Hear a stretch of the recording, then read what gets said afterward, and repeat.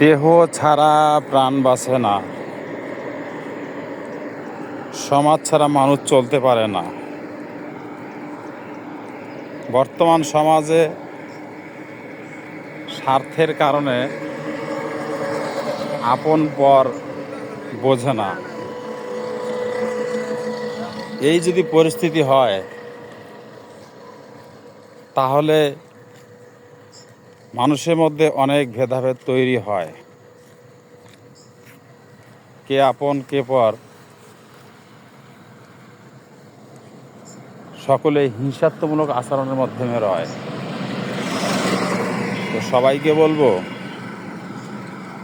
স্রষ্টার দেওয়া জ্ঞান বিবেককে কাজে খাটান। হিংসা, লোভ, অহংকার, লালসা থেকে আপনারা সকলে একটু বিরত থাকেন। নশ্বর পৃথিবীতে রবে না তো কেহ। স্বার্থের জন্য আপন পরকে ভুলে যাবেন না। ধন্যবাদ।